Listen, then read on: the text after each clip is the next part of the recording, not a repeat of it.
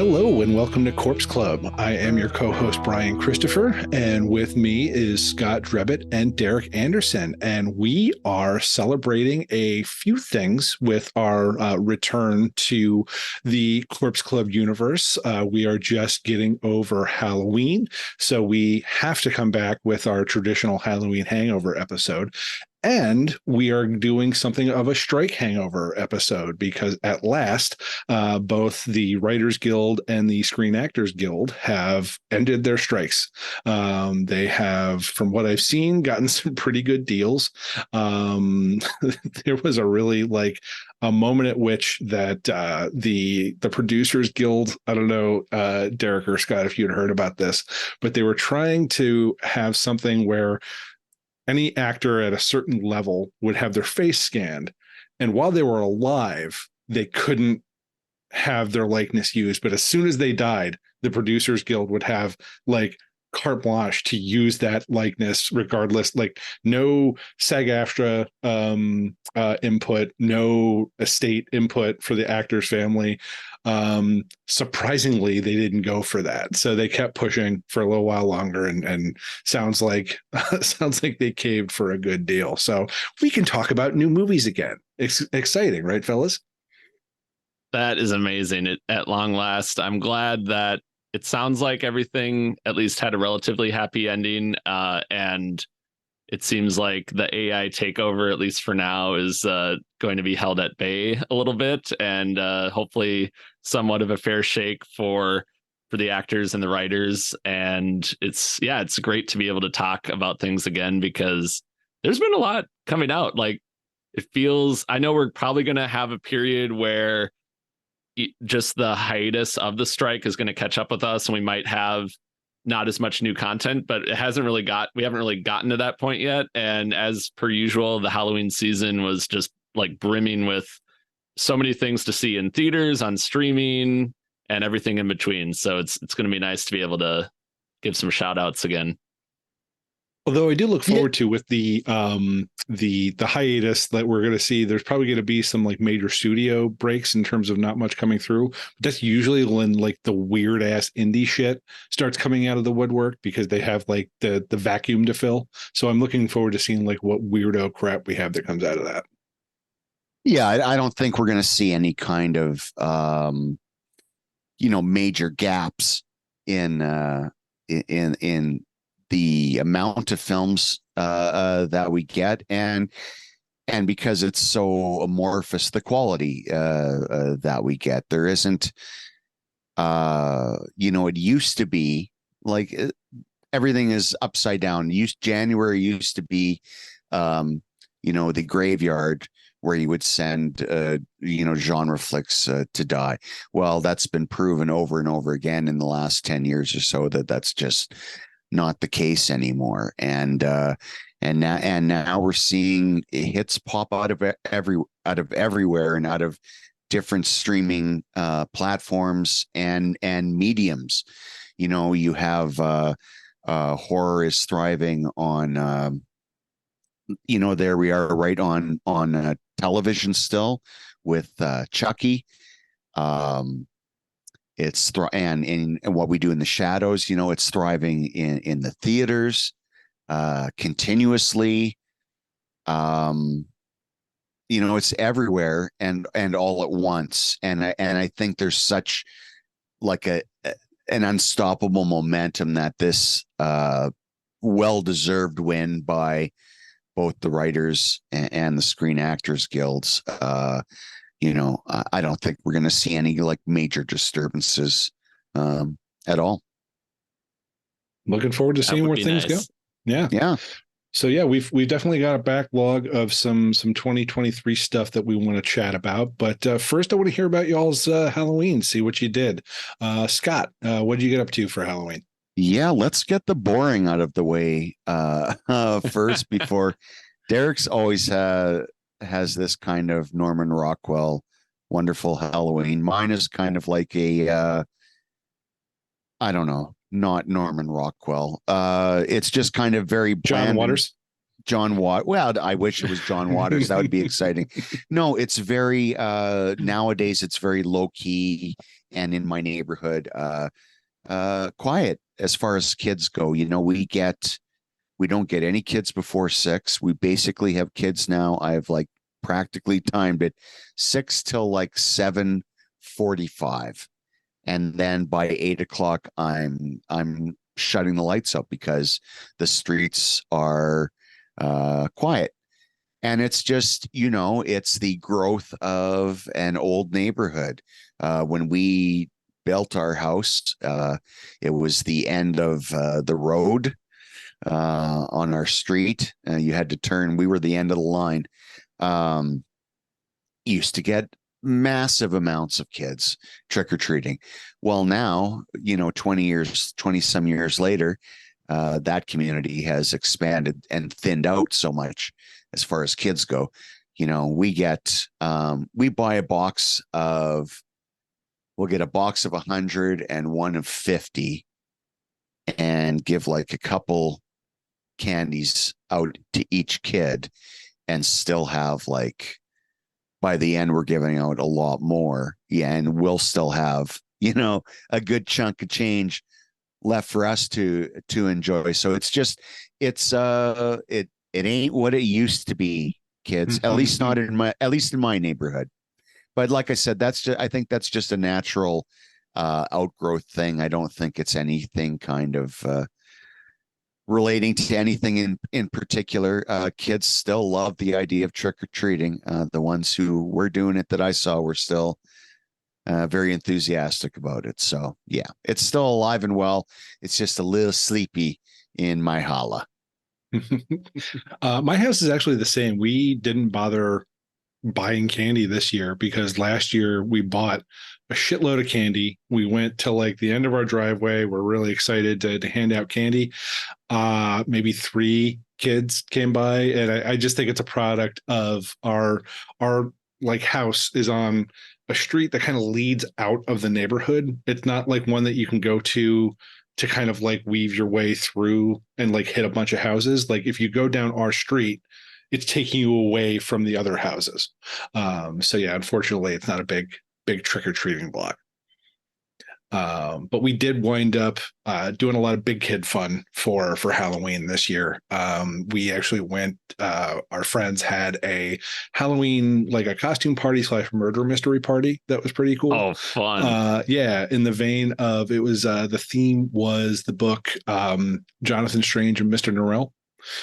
So like a, like Victorian era, like ish, no, because King George was a character, so like Revolution era England.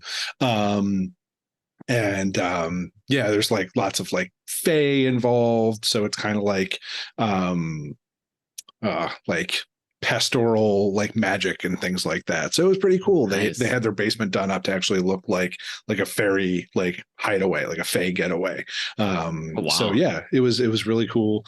I dressed up as David Harbour's take on Santa from Violent Night. So basically Santa outfit, long hair, fake blood all over my face, and I had a fake sledgehammer that I carried around all night. So that was fun.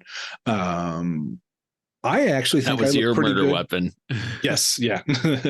I did it in the kitchen with the sledgehammer. It was actually fun to get to see what I actually would look like with long hair, and it was gray hair, so it was still kind of at least in the ballpark. It just made me sad to realize that I can't ever actually grow my hair out that long. So, I'm just sorry. I'm getting a picture right now, Brian, in the Oak Ridge Boys, circa 1977, with the long flowing gray hair and that beard. I see the flowers on the wall. Yeah, that or was it Edgar and Winters or something like that? Edgar Winters. There you go. You definitely pulled that off. Looking at that photo, it was like, okay, just the look in your eyes too. I thought this guy could kill somebody. Like the sledgehammer, the eyebrow raised. You were definitely working it. It's got that Bob from Twin Peaks kind of vibe to him. Bringing in a little extra spice, you know how it is. So yeah, we did that. That was fun. Actually had a couple friends over to watch The Crow on actual Devil's Night. That was actually the first time I'd done that, so that was fun. Oh wow! Yeah, that was really cool. And that holds up too, doesn't it? Like it does. I mean, there's a couple things that's very 90s that's a little overwrought, and there's, I think they play a little. They might have found a way today to be a little bit more nuanced with like the revenge story. Just in terms of like, it's very much a fridging situation where the woman is immediately killed to push forward the guy's story. I would love to see if they were like gonna seriously want to do a quality remake. I would love to see a gender swap where it's like Erica Draven or something like that. I think that would be pretty cool. Mm-hmm. But apparently it's just going to be Bill Skarsgård. So that whatever. If it actually comes to fruition. They've just been reporting about this, like the Crow reboot for about 10 years now. Yeah, so one of these days we might get it, but it's like, yeah. If you're going to stick with the guy, I'd prefer to see someone like Michael Cera take on the role.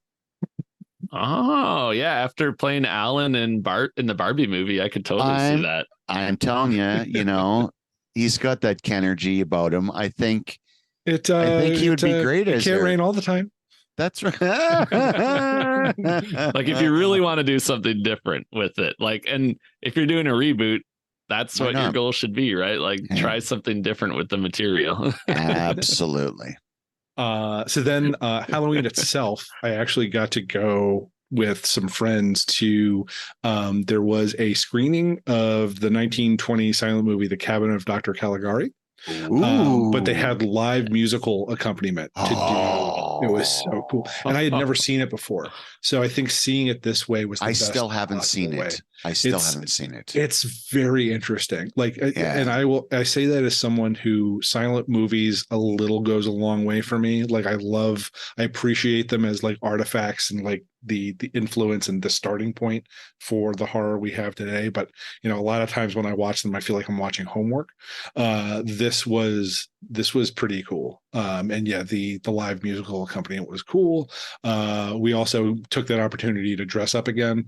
I was kind of doing like it started off as a combo of like a barbarian but with like a crow vibe, but it like we were looking at it and it wound up I kind of just looked like a juggalo, so we decided we desperately needed to pivot. So we actually the person who did my makeup, Nike, she actually like took what was there and just kind of like strategically smudged it, so it was just like messier in like a really good way, so it looked really cool. Yeah, but you still walked in with a 2 liter of Faygo, right? Yep, absolutely, I did. Awesome. So yeah, no, it was a good string of Halloween festivities. I had a really good time. Derek, how about you? Oh, that's awesome. It was a fun Halloween season. It seemed to go by super fast, but it was a lot of good stuff that we packed in there. This season, I think the couple of the highlights that really stood out for me. One is I got a chance to go to the Pine Haven Dead End Hayride in Minnesota. Ooh, how was that? It was awesome.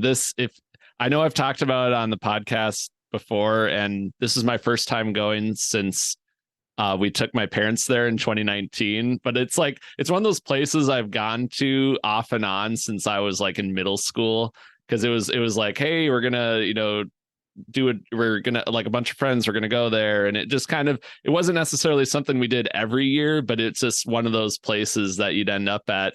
And the people that run this place it's kind of like a family-friendly pumpkin patch by day, and then at night they have these tractors that pull the hayride through.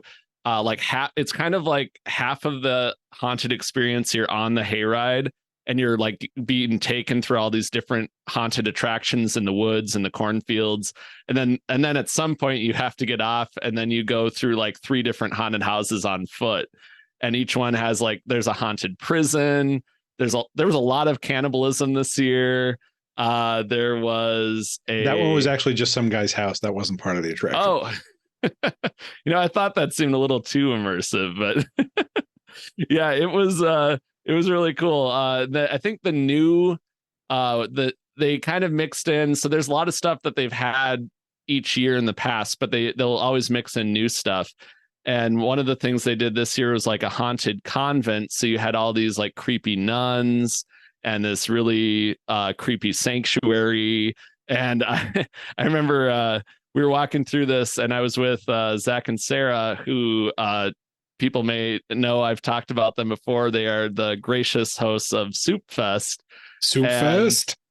So I've gone with Zach many times in the past, and so it was fun to get to do that again. And we went with a couple of their neighbors, but we were walking through the convent, and I like told Sarah that, oh, I wish I had like my rosemary beads. And then she's like, what are you talking about? And then it was like afterwards I realized, oh yeah, it's rosary. So you could tell I wasn't raised exactly Catholic, but it was a good time. But that I was really happy they still had they have like one section where you're going through a barn, and they have these people like on a zip line with chainsaws that go like right over your head. And so they really go all out. And there's also they had kind of like a Resident Evil like Event Horizon like military experiment gone wrong area, where like there's just like aliens coming out of like bodies, and like there's like military people telling you to like clear out, and then there's like all these like really like Resident Evil type zombies that are coming after you. And they actually like put the chainsaw on your leg so you can feel it, but without, the actual chain on there. So you're not actually getting cut, but it's like just stuff like that where they can actually touch you a little bit. So it kind of takes it to that next level. So I only screamed a couple times, so I'm proud of that. I actually remember back in the day, I went to a haunted hayride that did something similar, where they had a really kind of good like bait and switch, where you went into this like wooden overpass, but as you're going in, you can see this dude with a chainsaw, and it's got a chain. He's cutting into wood, so you can see this thing is real. And then when you get in there, then they have like other people start attacking you with their own chainsaws, but obviously these are the ones that don't have the chains on them. But like they do a good job at like making your brain connect those dots. So there's a second which it's like, wait a minute, like that is just mean. That's like a psychological game right there. But it's and the cool thing too is while you're waiting in line, they have scare actors that will kind of like creep up on you. So like one guy had like a giant pair of scissors, and he kind of walked past us, but then he circled back and he went up to like Zach, and he had like a buzzer, like a hair clipper buzzer, and he put that like right on his neck. And it was just like they just were really like they really pulled out all the stops. So that was a lot of fun. And so that was kind of like mid-October. And then later the last weekend, like Halloween weekend, our friends Bryant and Allie, they just got a new house, so they kind of had like a housewarming party. And then Allie was turning 30, so it was like the theme. It was like a birthday party with like a rest in peace to your 20s kind of vibe. And so and on top of that, it was also a costume party. So you could either dress in like funeral attire, or you could wear a costume. And earlier this year at Overlook Film Festival, I dressed as Eddie Munson from Stranger Things. So I'm like, I got to do that again. I got the whole outfit. I got the wig. Like I really kind of like you, I wanted to have long hair again. Like I really wanted to like embrace that long hair. Well, let's be clear though. You did not dress as Eddie Munson. You became Eddie Munson. That was like, I saw the picture of that, and I thought it was him. Like I did not. Oh like, my it gosh. took me a minute to realize that it was you as that character. That was insane. It was so well done. Oh, thank you. Yeah, it was a lot of fun putting it together. Like just getting pieces on Amazon, and like my sister, she like cut the wig a certain way, and like so yeah, it was really cool to like. I remember like and just like you almost like start walking a different way, and like you just like I don't know, it's like kind of you feel like you're becoming a different person. It's really like a cool feeling to kind of embrace that character. So it was a little like So it was a little different. Like going from New Orleans and walking down the street, and like that was not Halloween time either. So it was like March or April in New Orleans. So it was cool to be able to bring that back for Halloween. And I think, yeah, I definitely turned some heads, because half the party was kind of like in funeral attire, and then like some of us were in costumes, but it was really fun to just like go all out and do that again. And my sister was like a detective, kind of like the classic Sherlock Holmes. And Bryant got, I can't remember the brand name, but there's this like company that makes these amazing like Halloween, like fall, like print shirts on Amazon that we found. And it just like, I just want to, it looks like very like 60s, 70s vintage style. So I'm definitely gonna have to like add a couple of those to my wardrobe. But so yeah, it was a really cool time. Sorry, what was we should let's promote that little indie company again. What was the name of that company you found that on? Little Amazon. Amazon. Yeah. Okay. Yep. Some know it as Right. Prime. It has a couple different names, but they're an up and comer. So all right, cool. Support local business. So that was the night I got to dress up and everything. And then yeah, a couple nights later is Halloween, which was kind of a more chill Halloween. Just like at my parents' house, they really didn't have, it's weird because last year there was like, kind of like you were talking about, Scott, like these neighborhoods, they go through like different cycles of like, the neighborhood like kind of ages to a certain point, and then it takes a while for there to be more trick-or-treaters. And what's weird is like last year I think there was like over 60 trick-or-treaters that they had. And then this year it was like 14. And granted, there was snow on the ground. That might have had something to do with it. But so it was pretty chill Halloween though. And there was like one trick-or-treater who came at like 9:40. So that, and like all the Halloween stuff's in, like, so there's like no sign of anything Halloween. No, 9:40 and then you get like up yours. No. It's like, here, just take the rest of the candy, just don't egg the house. But it was cool though. I was able to sneak in. I seem to always sneak in like Halloween H2O and Halloween Resurrection because they're just like on AMC, like on Halloween, just at like that prime time. So I got to see a little bit of those. Thank God you didn't miss Halloween Resurrection, because that would be Fear Fest. Just be little Dangertainment. So it was cool. It was cool. Yeah, and it was and then our cousins who have come, the Ghouls gang, Gunnar and Kate. Kate unfortunately wasn't feeling well, so she had to stay at home, and then Gunnar was off trick-or-treating at another neighborhood. So we more candy for me. No, but it was cool though. I'm glad that they're at least, it's always weird like when there's snow on the ground, this like you never know when winter is going to come in like this part of the country. And so it's like even if it's not a lot of snow, it's still snow and it's cold and everything. So I totally get it. And like people get sick, and so it's like sometimes it's just easier to just stay inside and drink some hot chocolate and whatnot. But it was a good Halloween though. It was fun, and I survived to tell the tale. Very nice. All right. Yeah. So yeah, we've reset the clock again, and until next year we'll be I don't know. It's kind of one of those things where it's like I used to get bummed out after Halloween, and then I realized like, okay, now we're just gonna watch horror movies in winter. Like nothing really changes. Like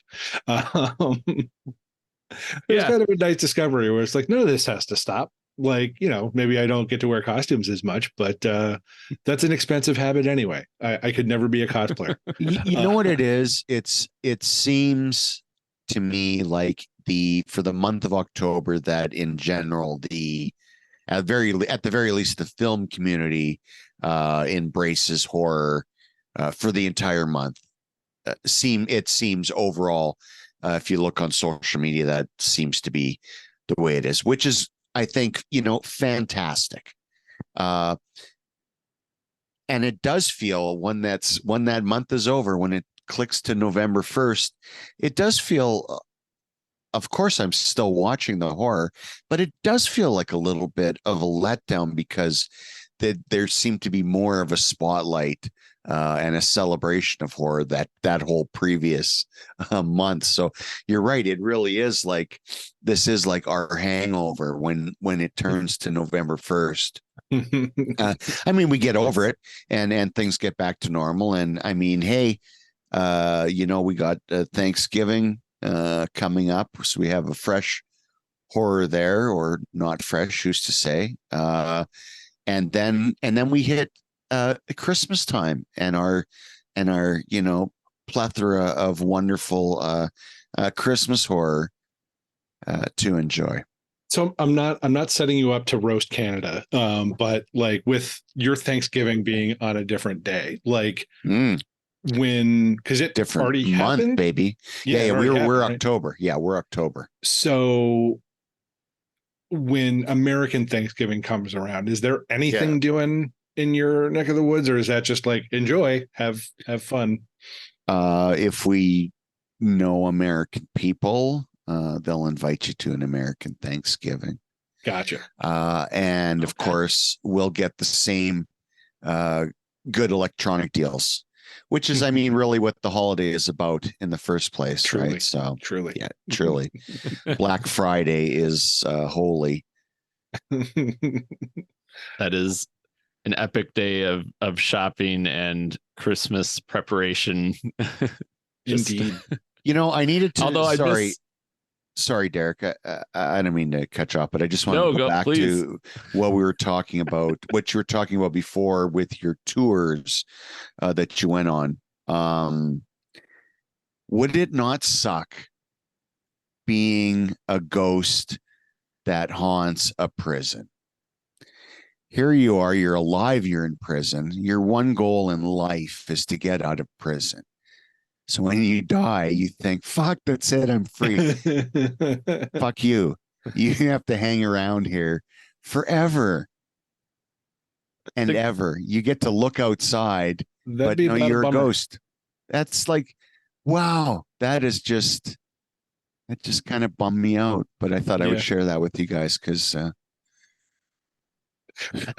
I think there's a story in there, Scott. That is cheerful season's tidings from Scott Drebit, everybody. Right? I gotta say the scariest part of the prison haunted attraction it seemed that funnier than sadder when I was telling it until I told it, and then when I was done, I was like, no, that's just sad.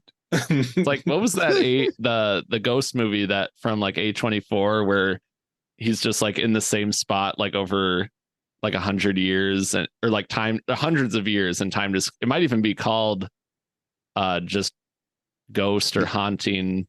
Any listeners out there? Mr. Limpet? No, that was are you thinking about the CBS Ghost sitcom Ghosts? Where is it the Ghost and Mrs. Chicken? Mr. Chicken? No, it'll come to me. It'll come to me. But is this a fever dream that you believe is a movie?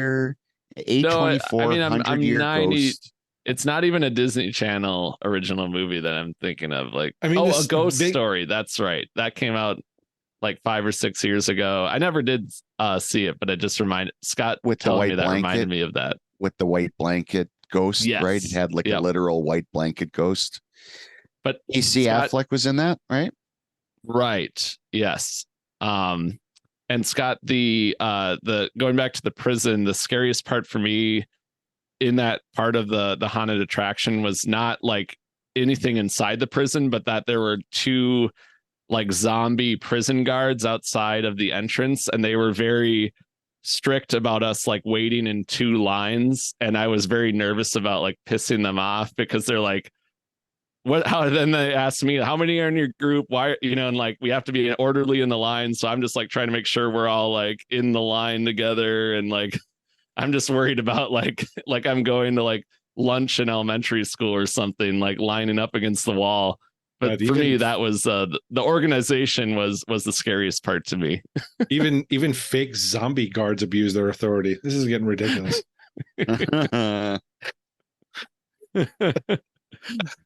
Oh man. All right, fellas. Why don't we move on to some new movies? Because we have not talked about anything new in months at this point. Shiny movies. Yeah, Scott, what do you got for us? Diddly doo doo, shiny happy movies. Be a new segment on the podcast.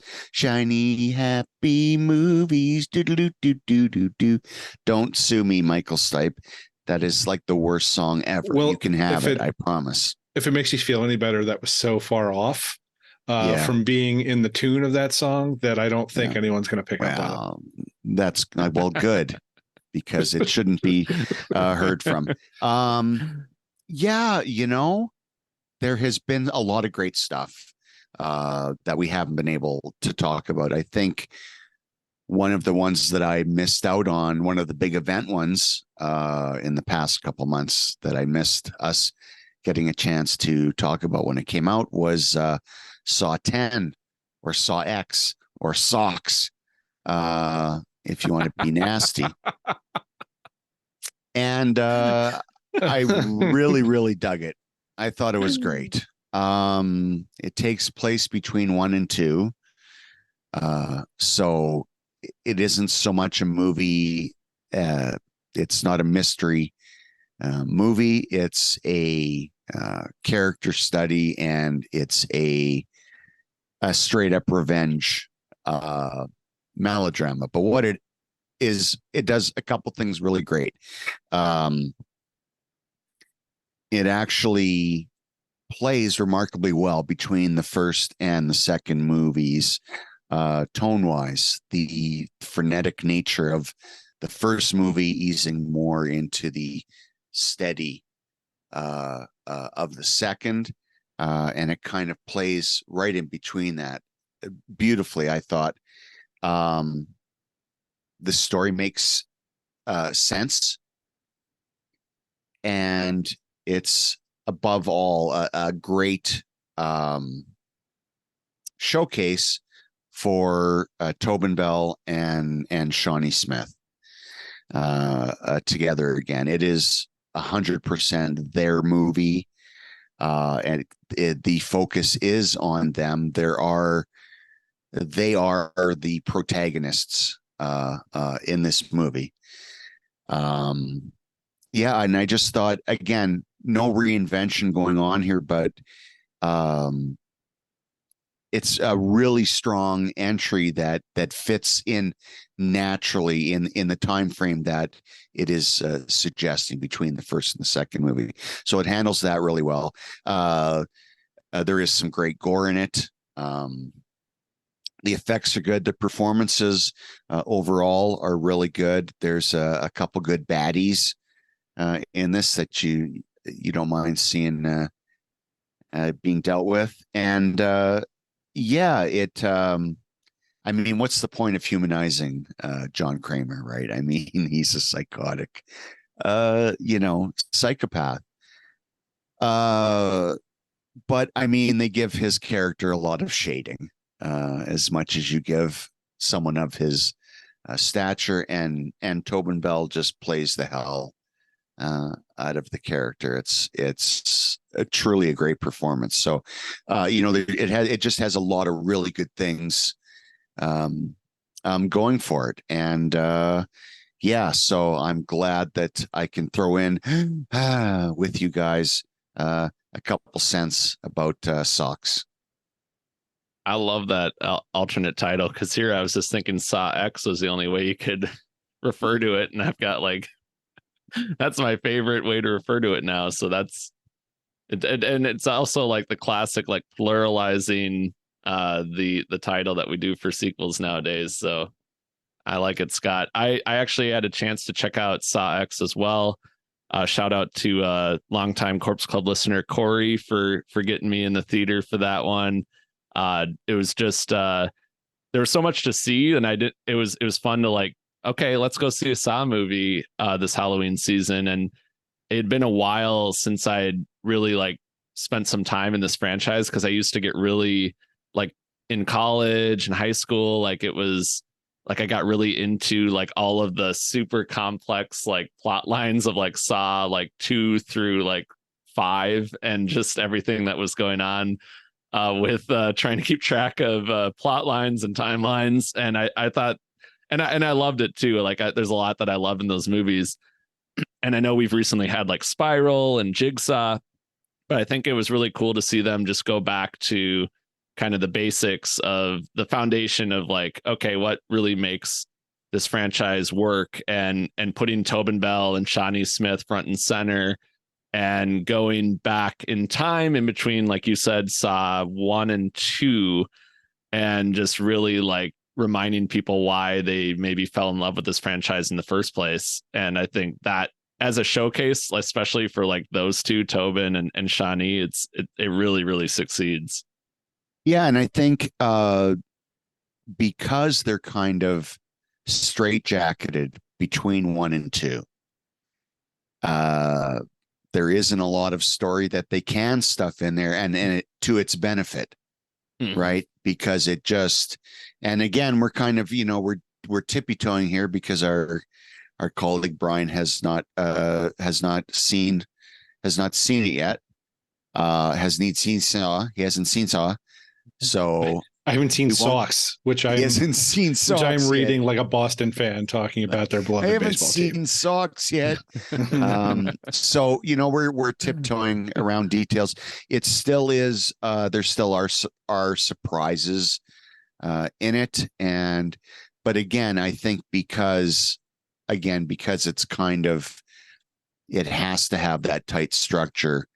It has that tight structure imposed upon it, that it just plays as this really solid standalone movie, Yeah, absolutely. And the traps in it really like just goes right, it gets right down to it. It's like you say, it's this very much like kind of stripped down, like, all right, here's some really memorable traps, including there's this, they really get inventive with it, but then it's also like, and there's also kind of a dark humor, like you kind of get this almost like you catch like Kramer just daydreaming about, like, you see kind of behind the scenes of him like either daydreaming about putting someone in a trap, or like sketching in his like sketchbook of like, oh, this would be a good trap to do one day, so there's this kind of like everyday life. He's just always kind of like thinking about how to give people their just desserts.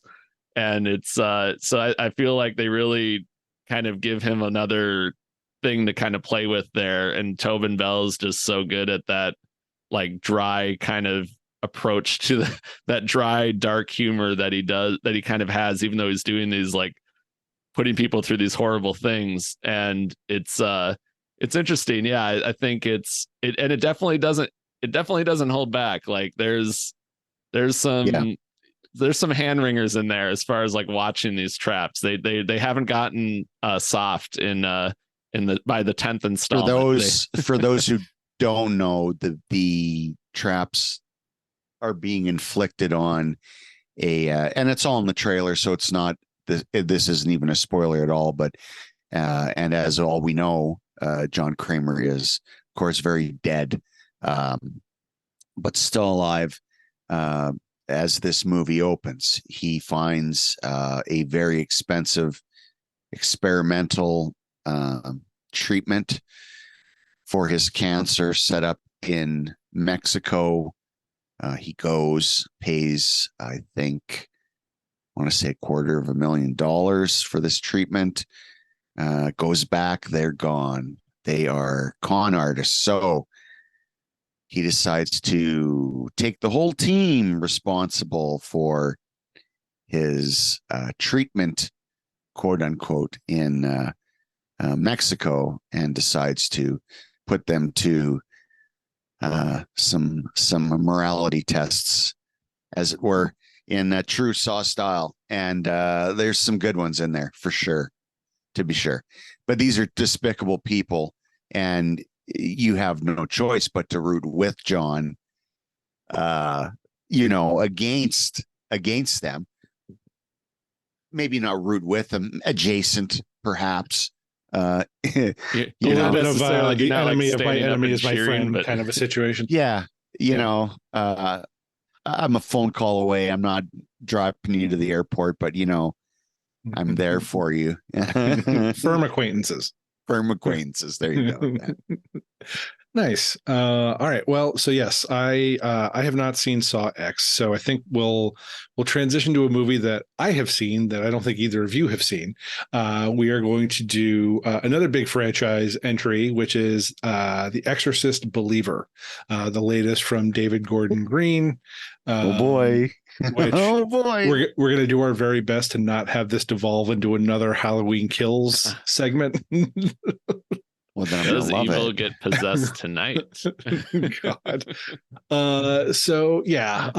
So this time, this is something of a, I don't know, a requel. Like it's kind of going the same route as like the Scream 5, where it's new characters, but it's still within the same universe, and you do get some of the legacy characters in this one too. This time around, it's two girls. It is young Angela and her friend Catherine. They go out into the woods and find like this decrepit like cavern down underground, and then they disappear for 3 days. And then their parents have to figure out kind of what's going on, and you realize that they are indeed possessed. They don't do quite as much. I do think they try and kind of tap into what made the original Exorcist kind of interesting, where when they're first found, they go through all of the very kind of sterile investigative rigmarole of like, what happened to these kids? Because no one's going to think that they're possessed by demons. So, they get, they get tested for sexual assault. They get tested for, getting statements from the doctors and from cops in the hospital. It's like a whole thing that is, similar in the original Exorcist. It's a harrowing experience, like it was for Reagan when she's undergoing this whole battery of tests in the hospital. So you can tell they're trying to like do callbacks to that, and it was fine. I remember when I was watching it, like I enjoyed it. It was spooky enough. There was some creepy, demon imagery, but I think the trap that David Gordon Green falls into is the same one he falls into in the Halloween movies, where he seems to think he has something really important to say. So there's like a lot of like monologuing, and there's a lot of like a big neon sign pointing towards saying like, this is the crux of the movie and this is what we're trying to convey, but none of it is actually all of that insightful. So it just kind of comes off as just a little bit pretentious and a little bit tedious. Yeah, so it's the I do really appreciate star Leslie Odom Jr. of Hamilton fame. He plays Angela's father, Victor. They have some interesting stuff about the backstory is that he's a single dad because when his wife was pregnant with his daughter, they were doing photography work in Haiti right when the big earthquake hit, and she wound up dying to save the baby. So yeah, they do some interesting stuff, and Leslie Odom Jr. I think is compelling to watch. Reading a phone book, so he was always going to be good in that. They do bring back Ellen Burstyn as Chris, Chris McNeil. They probably could have just changed her name to fan service. Like it was just her role in the movie could have been completely cut out and it would not have changed the outcome of the movie at all. Like she was just there to be Chris McNeil, and then she's not there very long. Yeah, so it was a movie. It was a well shot, polished movie. Looks like we may get more of them because it made $130 million on a $30 million budget. I actually didn't know it did that well, but yeah. But yeah, it was. I didn't either. I thought it was a big has a whiff, Yeah, yeah. No, it. Interesting. Let's see. Well, it Yeah. best get moving because They paid 400 million to Warner Brothers for the rights to the franchise. Oof. So, yeah, Got some ground to cover. they got some yardage to make up, for sure, to be certain. You know what? I'm still looking forward to it, because I've reached this point, and maybe the David Gordon Green Halloweens have a lot to do with just my relaxed nature towards all of this, all of this tomfoolery and skullduggery that we go through with these franchises. The originals are there, and they will always be there as long as they're streaming. No, as long as they're preserved, they're going to be there. So I can't find it all so precious anymore. And I've learned to take a step back, with one eyebrow cocked, and view it for what it is. And then if it does fit in with the mythology, well, great. If not, but yet is still entertaining, well, then I'm fine with that. Have you seen, like, I haven't seen this one, but I have seen Exorcist, the beginning. I have not. Okay. It's terrible. It's absolutely horrible. That's the one Rennie Harlan did. And then it was redone by Paul Schrader, reshot, and just awful. So I lived. So I'm bring on, believer. Do you know what I'm saying? No, I get it. And it's not even a thing where it's I'm not even looking at it through the lens of being precious about the originals. It's just, there are elements of this movie that were very tedious. Like, sure. Yeah.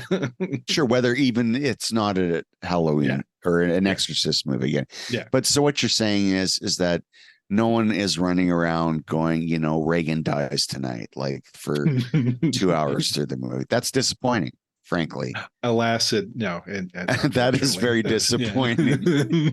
The Tommy Doyle crossover. Oh my God. Is there any kind of, Brian, though? Is there any kind of flair to it? Are there any set pieces to it? Is there any kind of pow to it? Like there are, as goofy as the Halloweens are. No, there is, like, I would, my issue with Exorcist Believer is that it lines up for me more with, like, Halloween Ends than it does Halloween Kills. And I know, Scott, I know you are a defender of Halloween Ends to the grave, but for me, it was just so aggressively fine. And that's kind of my issue with this, where it's just like, it is just kind of there. At least with Halloween Kills, you get, like, like if Anthony Michael Hall had shown up and started shouting, like, Pazuzu dies tonight, it would have automatically been a 10 out of 10 for me.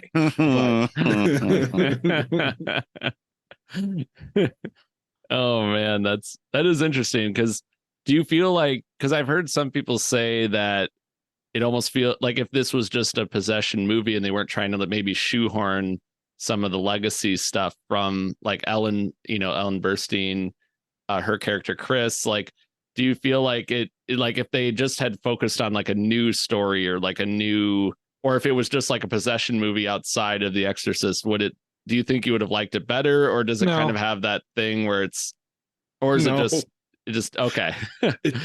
Like my complaints about this movie really have nothing to do with the fact of how well it works as a Exorcist movie.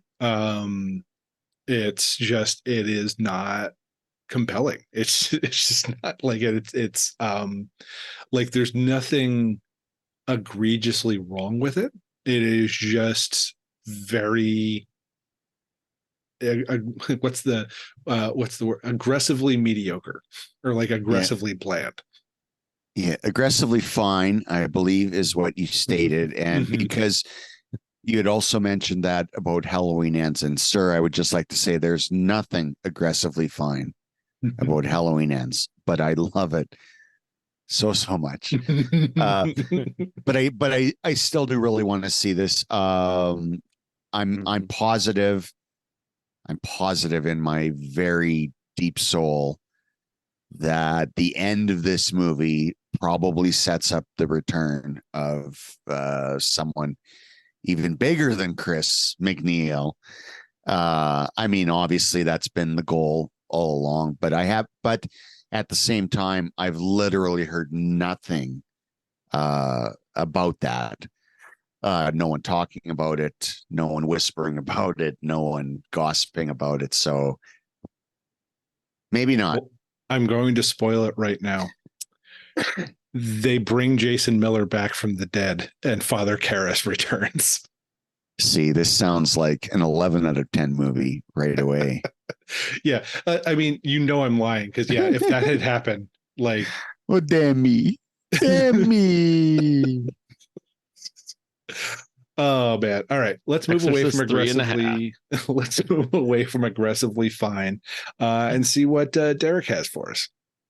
Well, I've got something that's very fine indeed, and very, or more than fine, I guess I should say, because I really liked it. Not the way, not your fine, Brian, to segue, but rather a good fine. a Minnesota fine. Because if a Minnesotan says it's fine, it's like it must be just the most amazing thing ever, because we're very, we just lowball everything like that. Because we don't want to be a bother. A Minnesotan's fine is a New Yorker's amazing. Yeah, that's a perfect way to put it. And that would be Chucky season 3, which I feel it always seems like it takes me a year to like catch up and watch like the previous season. So I'm actually kind of surprised that I've actually watched the 4 episodes that have aired of Chucky season 3. Before you continue, Derek, I do want to alert our listeners that we have had a long, stern talking to with Derek before we started recording, because we know, especially in the world of Chucky, Derek likes to go like, okay, this is going to be spoiler free, and then proceed to give the entire plot of said Chucky property. We have told him that he will have his Achilles slashed if he does anything of the sort. Derek, continue. Just like a certain character in House of Wax, but I don't want to spoil that movie for those who haven't seen it. So it's going to do it anyway, so folks. yes, keeping it as deliciously vague as I can. I will say there's a small red-headed toddler-shaped fellow that runs around on screen who may or may not be a doll. And he may be a good guy or a bad guy. That's left to you to decide as the viewer. Is it Elf on the Shelf?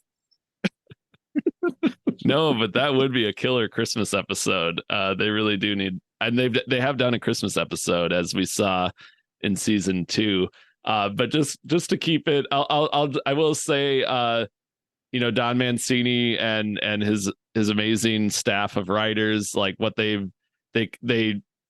continued this awesome story from seasons 1 and 2, and then incorporating the movies, the sequels, like everything from the original Child's Play to like Seed of Chucky and Cult of Chucky. Like it just boggles my mind that they're able to balance all of these different characters and kind of give everybody something to do, while also still introducing like the core characters that we were introduced to in season 1, who we've seen kind of progress and grow in their characters over the last 3 seasons. But I will just say this season, as it was shown in the trailer, so I don't feel bad saying this, but it's a lot of this season is set in the White House. So you have a very interesting playground for Chucky to run around in, and they recreate like the Oval Office. And also, as revealed in the trailer, Devon Sawa is back to play yet another character as the president of the United States. he's like playing like the first independent president that's ever won. And I believe this is like his fourth character on the show so far. So he really steps into the role nicely. And yeah, it's fun to see him just continue to play all these different characters. It's one of the best running gags. Like we're just gonna keep bringing Devon Sawa back, and I think at this point, like it's also not a spoiler to consider. Like I'm sure he's gonna die because he's kind of like he's like Kenny from South Park. Like he is at some point. But and how blessed are you as an actor too, to be so that people that enjoyed him so much in season 1, or maybe it was the plan all along, I don't know, but all of a sudden it's like, fuck it, let's put him in every season. And he's just playing different guys, and why not? It's, he's Mancini has developed this wonderful repertory. They feel like a traveling circus that goes around entertaining people, but I'm not on season 3 yet. I'm still on season 2. So I'm just enjoying Sawa's second incarnation, I guess this time as the priest. Yes. So I'm still playing catch up, but there's still lots of time for that. But yeah, it's and we've talked about this show so many times. Another great addition to piggyback, Derek, is I just thought of something I watched recently called documentary called Living with Chucky. Oh, that is a great, great done by and forgive me, I forget her first name, but it's Tony Gardner's daughter, Tony Gardner, the effects guy who's been there since the beginning, and she interviews every major player in the films. And it has kind of like this home movie feel to it, like a little bit more intimate than a lot of music documentaries or movie documentaries can be. It has more of like a kind of a family feel. Like there's a lot of chats with Brad and Fiona Dourif side by side. Father-daughter stuff that's really cool to see that dynamic of just father and daughter. And just to interject real quick on that, it's Kira Elise Gardner. Perfect, thank you. She goes by Elise on screen anyway. I if I remember correctly. Thank you so much, Brian. Excuse me. It's terrifically entertaining.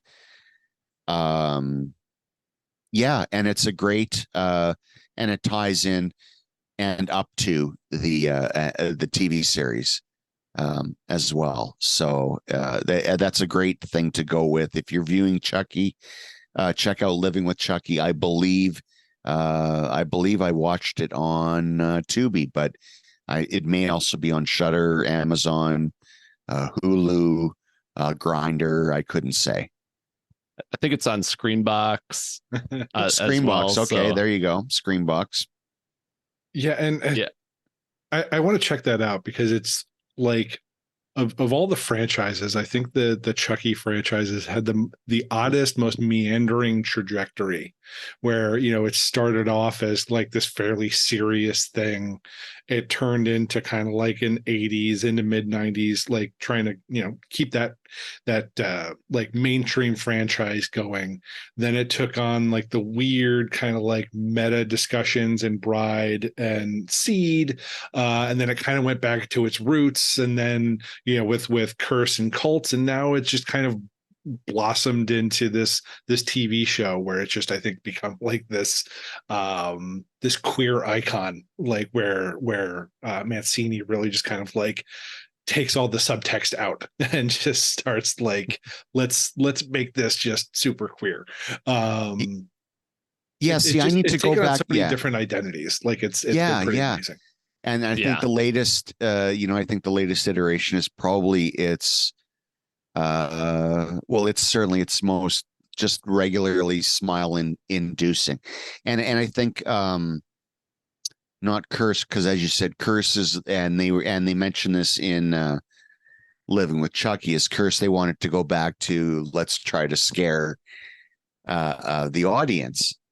Cult really leads towards the TV series, like holds your hand directly towards where the TV series is going to go. And I remember at the time when Cult came out, I wasn't crazy about it, but I'd like to go back and watch it again, because certainly what's come from it, the TV show, I've enjoyed immensely. So maybe it just caught me, one of those things that catches you at the bad time or whatever, I'd like to go back and check it out again, because there is not a Chucky that I don't like.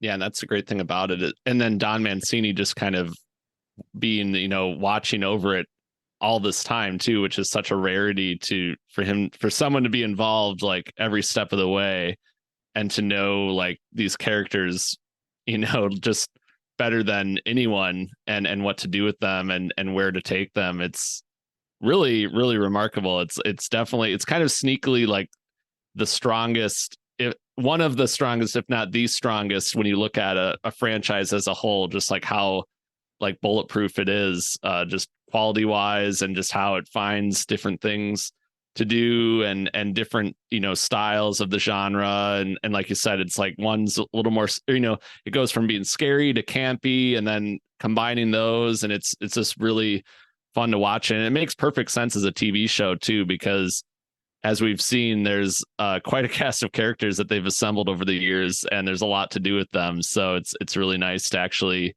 get to see that, and also that they're able to be on a TV show where they're still allowed to really push the envelope when it comes to like practical effects and the gore and the kills. Like they really don't have to censor that part of it either. So like Tony Gardner is still doing like just amazing kills on the show, and so it's such a gift to be able to like get that on a multi-season basis. So it's been nice to see. Hopefully season 3, I know part 2 will be coming in 2024, because the strike kind of interrupted filming, but it's kind of nice. Like I kind of like having, okay, you get 4 episodes, now you get to kind of savor those. And then in 2024, we'll get another 4 at some point. And then fingers crossed that we get a season 4 beyond that too. So here we shall see, but hopefully that's what happens. Fingers crossed. All right. Well, I think that brings us to the end of our episode. It was great getting back together again. Hopefully we'll be able to kind of keep this momentum going and keep up a little bit more of a pace moving forward. But as always, we want to thank Bryan, our engineer, for helping us out each and every episode. And also, as always, we want to thank you, our listeners, including those of you who have signed up for a Corpse Club membership. Make sure you visit us at corpseclub.com to check out our latest episode.